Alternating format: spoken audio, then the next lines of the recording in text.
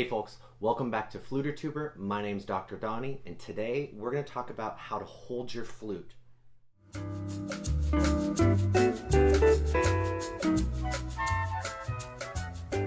As a band director, it's my job to teach a number of students how to hold various instruments.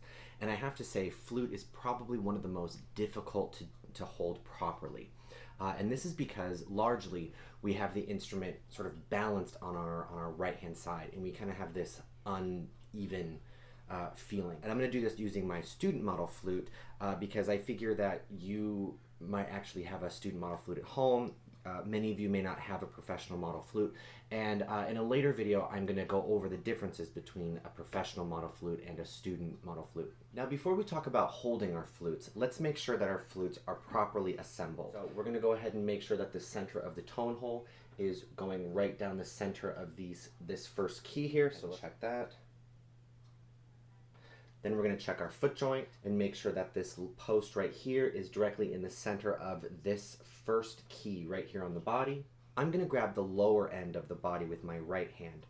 And as you can see on my left hand, I've drawn a little circle here. And this circle is where the flute is going to rest. So, and it's going to rest right between this first and second key. And what I like to do when I'm teaching my beginning students is I have them rest the flute down either on their lap or on we're going to use a table today just because it makes it a little bit easier.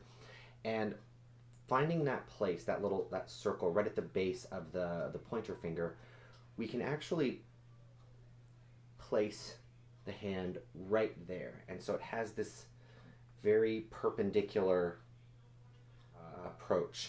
And what we do from here is we're going to slowly add our fingers onto the keys. Now, you probably have noticed that there's more keys than there are fingers. So we're going to have to accommodate that by skipping a few keys. So again, place our finger right in that sweet spot, and we're going to take our index finger and we're going to place our index finger on the closest key. Then we're going to skip a key.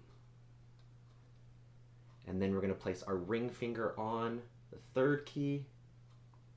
And if we've done it properly, we have this teardrop key right there, and that's where our pinky is going to rest. Then with our thumb, we're going to place right there on this lower, wider key. And that's where you have with your left hand. Now for our right hand, if you look at the base of the body before the foot joint, you should see these two skinny keys that are kind of off to the side. These are called trill keys.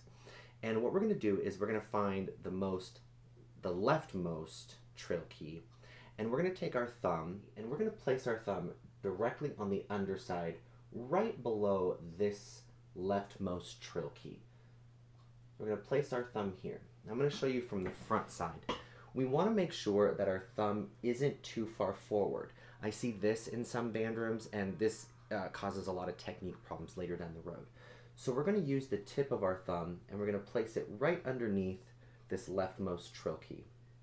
Then what we do is we are going to place our index finger on the third key from the bottom, followed by our middle finger, our ring finger, and then our pinky is going to rest right here on the first key on the foot joint. We're going to go ahead and press every single key down that we can, so that way we make sure we have a good fit. When we hold our flute, it's important to remember that we use the tips of our fingers.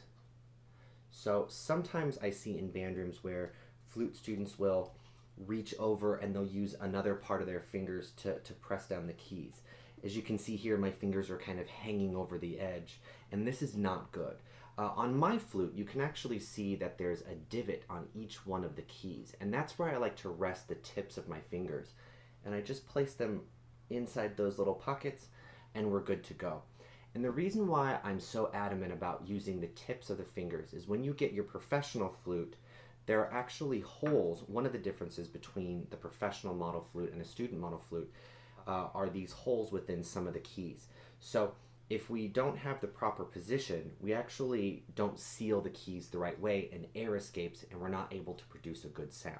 To show you the importance of using proper technique by using the tips of your fingers, I'm going to play the same scale on my professional flute, one with the incorrect way to hold your flute and one with the proper way.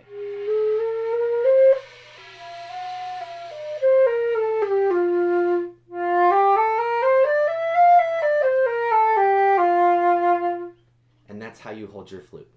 All right, folks, thanks for joining me today on my channel, Fluter Tuber. My name's Dr. Donnie, and we'll see you next time.